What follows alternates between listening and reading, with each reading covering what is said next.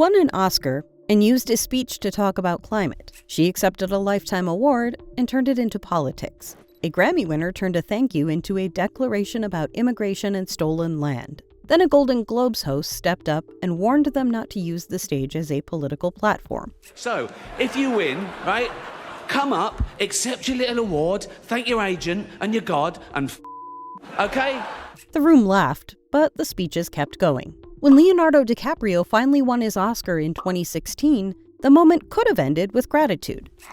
And the Oscar goes to Leonardo DiCaprio.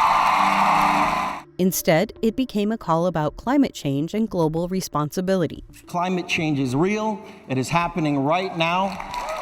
It is the most urgent threat facing our entire species. DiCaprio had already positioned himself as a climate advocate, United Nations Messenger of Peace, Environmental Foundation, documentaries. But the speech brought that activism directly into Hollywood's most prestigious night. It wasn't disruptive, it was celebrated. That applause made something clear. Political messaging wasn't out of place anymore. It was part of the ceremony. A year later, Meryl Streep used her Golden Globes Lifetime Achievement speech to criticize Donald Trump. Or the long hours or whatever. Tommy Lee Jones said to me, "Isn't it such a privilege, Meryl, just to be an actor?" Referencing his mockery of a disabled reporter. The speech dominated national headlines. It drew praise, backlash, presidential responses. So Hollywood is crawling with outsiders and foreigners. And if we kick them all out, you'll have nothing to watch but football and mixed martial arts, which are not the arts. What used to be a career tribute became a political flashpoint. The award stage had crossed fully into cultural confrontation. Then came escalation without nuance. At the 2018 Tony Awards, Robert De Niro delivered a blunt, expletive-laced message aimed at the president.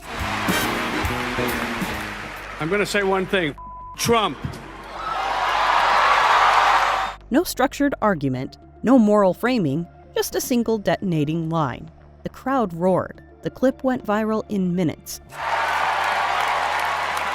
It proved something the industry couldn't ignore. Outrage spreads faster than persuasion. Natalie Portman didn't need outrage. At the Golden Globes, while presenting Best Director, she pointed out that all the nominees were male. 5 seconds, no speech. And here are the all-male nominees.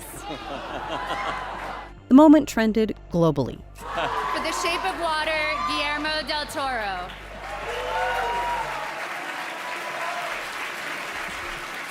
For Dunkirk, Christopher Nolan. It showed how award stages had adapted to the social era. You didn't need a monologue, you needed a line calibrated for the algorithm. By the time Billie Eilish took the Grammy stage years later, the environment was fully reactive.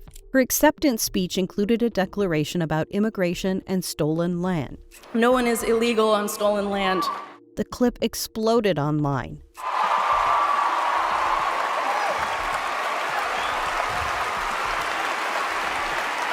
Then the conversation widened. Members of the Tongva tribe publicly responded regarding ancestral land connected to her Los Angeles home. The moment became layered. Speech, backlash, cultural tension. The awards stage was no longer a contained broadcast. It was a trigger point for larger debates.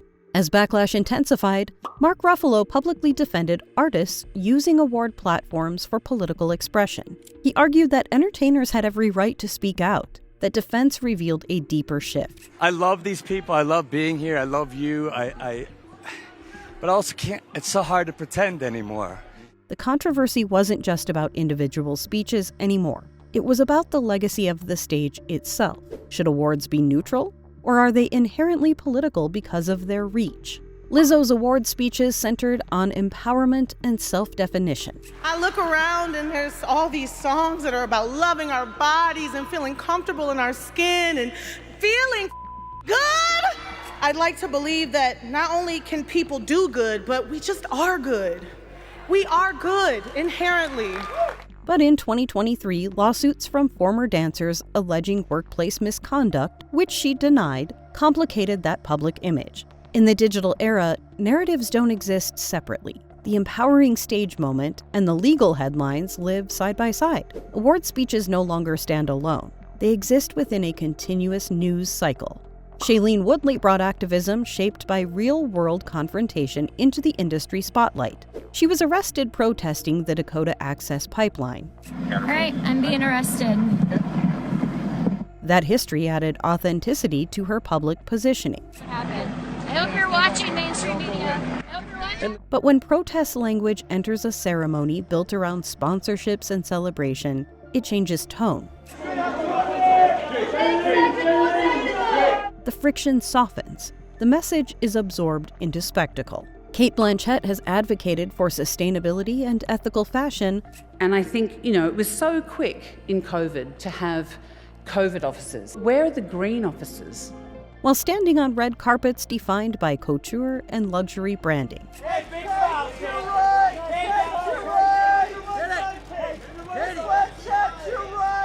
Environmental messaging delivered from within a consumption-driven system creates visual tension, but not collapse. Both realities coexist comfortably inside the awards ecosystem. Chris Evans represents another evolution, advocacy integrated into identity. He launched civic engagement platforms and openly discussed political issues in interviews. Hi, I'm Chris Evans. If you're watching this, I hope you'll consider contributing to my new civics engagement project called The Starting Point. By the time he appears at ceremonies, the activism is expected.